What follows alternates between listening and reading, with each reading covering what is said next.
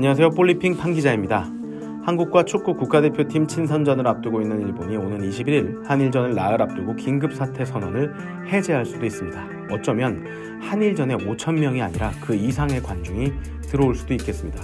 일본의 스가 요시히데 총리는 지난 1월 8일 도쿄를 포함한 수도권 4개 광역지역에 긴급사태를 선포했습니다. 이를 오사카, 교토, 효고, 아이치, 기후, 도치기, 후쿠오카 등 7개 지역으로 확대했습니다. 당시 일본의 일일 감염자는 7,800명까지 증가했습니다. 일본은 지난달 26일 수도권을 제외한 다른 지역의 긴급사태를 해제했고 이제 일본 감염자 절반 이상을 차지하는 수도권에서도 긴급사태를 풀 것이라는 전망이 우세합니다. 이미 내부적으로 가닥을 잡았다고 합니다. 25일부터 후쿠시마현에서 시작되는 도쿄올림픽 성화봉송을 앞두고 나온 관측입니다. 일본의 긴급사태는 신종 인플루엔자 등 대책 특별 조치법의 일환으로 개인의 자유를 일정 범위 제약할 수 있는 법적 근거입니다. 긴급사태를 선포할 경우 광역자치단체장이 개인의 외출 자제 요청, 학교나 상업시설 등의 운영 중지 요청 및 지시, 긴급 물자 수송 요청 및 지시 등이 가능해집니다. 이외에도 외출 자제, 음식점 영업 단축, 재택근무 권고,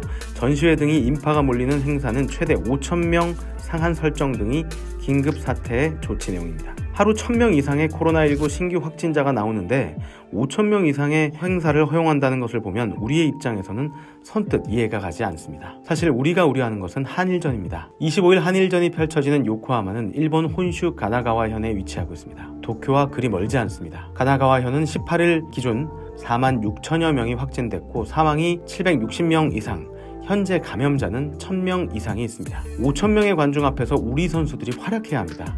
이외에도 공항과 숙소, 훈련장 등의 모든 동선에서 대중과의 접촉을 완전히 피할 수는 없습니다. 그런데 만약 정부에서 긴급 사태를 해제하고 5,000명의 제한선이 사라질 경우 그 이상의 관중이 요코하마 스타디움에 몰릴 수 있습니다. 물론 지금은 5,000장의 표만 팔고 있고 좌석 간 거리두기 정책을 세워뒀지만 이를 강제했던 정부의 지침이 사라진다면 계획이 변경되지 말라는 법도 없습니다. 대한축구협회는 일본의 관중 입장에 대해서는 우리가 관여할 수 없다.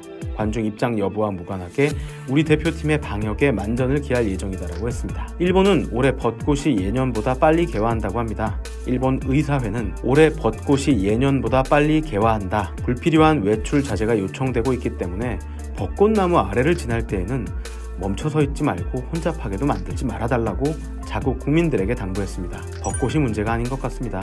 우리 선수들이 무탈히 일본에 다녀올 수 있길 기원합니다. 지금까지 볼리TV 뉴스브리핑 볼리핑이었습니다.